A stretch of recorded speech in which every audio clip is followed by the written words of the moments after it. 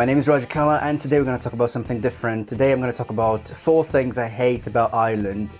Actually, I'm not going to talk about things that I personally hate because I don't hate anything about Ireland. Many people have asked me to make a video about things I hate about Ireland and I just couldn't think of anything. So I had to ask some of my friends who live in Ireland what they hate. If you want to study English but you don't have enough money to pay for a course, please check my 2 English courses. Read the description of this video and download the PDF files for my free English courses.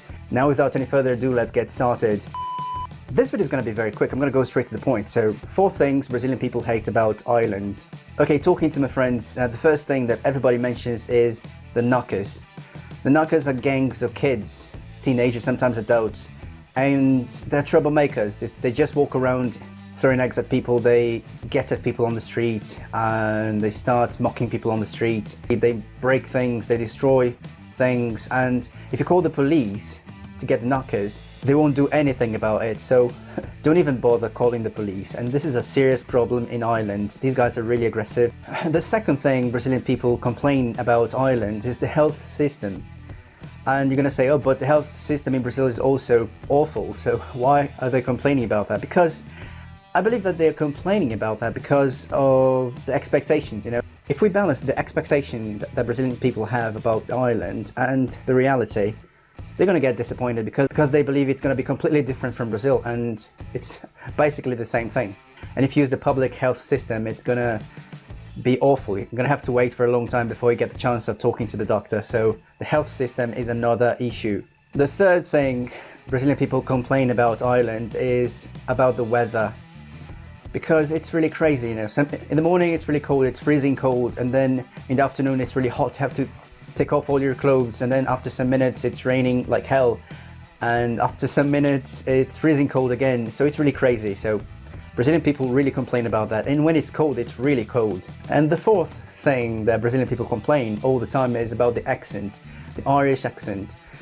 It's crazy because if I say the Irish accent, you think that there's only one accent, but there are many different accents inside Ireland. So if you're talking to a person here and then you walk 10 miles away from that spot, you're gonna hear a different kind of accent, and if you walk 10 miles away from that other spot, you're gonna hear a different accent. So there are many different accents in Ireland.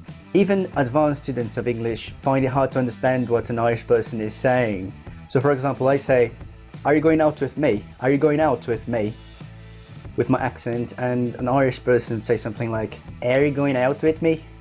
So they don't say out, they say out. If they do, and they don't say with, they say wit. An Irish person pronounces the TH sound differently, with a T and a D sound. Like, they don't say mother, they say mother. I say with, they say wit. I say, "Are you going out with me?" They say, "Are you going out with me?" So for example, I would say something like, "I'll be going out for a while. I'll be going out for a while." An Irish person would say, "Well, you'll be going out for a while." And they don't say then, they say then. For example, I would say, "Are you going out with me then? Are you going out with me then?" And an Irish person would say something like, "Are you going out with me then?" I would say, "Be careful where you park your car." And they would say, "Be careful where you park your car." I would say, "I've been working for 6 hours out there. I've been working for 6 hours out there." And an Irish person would say, "Oh, I've been working for 6 hours out there." Again, I know I'm changing my voice. For example, I'd say funny, and an Irish person would say funny. And I say Dublin, and a person from Dublin would say Dublin.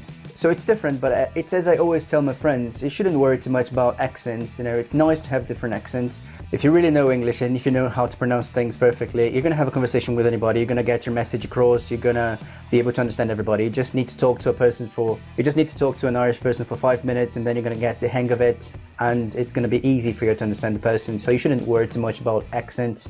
You should worry about pronunciation. I'm going to tell you a funny story about the first time I went to Dublin. So I had agreed to meet some of my friends in front of the subway station, and I was there waiting for them. After some minutes, a guy came up to me and asked me, "You wouldn't have a spare smoke, would you?" I couldn't quite understand what the guy had said because of his accent. He said, "You wouldn't have a spare smoke, would you?" And then I understood him. He said, "You wouldn't have a spare smoke, would you?" And then I said, No, I don't smoke, I'm sorry." And the guy said, "Okay, thanks." After some minutes, another guy came up to me and asked me, you wouldn't have a spare smoke, would you? So it happened many times, and I started checking my pockets, like, let me check it. So they would ask me, you wouldn't have a spare smoke, would you? And I would say, oh, I'm sorry, I don't have it anymore. So I was wondering, why did it happen? Has it ever happened to you? Do I look like someone who smokes? Don't answer that. Well, thank you very much for watching this video. Please hit the like button, subscribe to the channel, like our page on Facebook, follow me on Twitter and on Instagram. If you want to study English and if you don't have enough money to pay for a course, please check the description of my video. I've got 2 English courses for you, completely free of charge. So subscribe to my channel and download the material. Thank you very much for everything, and I'll see you next class. Please click the big red button to subscribe. It really helps me when you do that. And click the bell to allow notifications so you will never miss new videos. Thank you very much.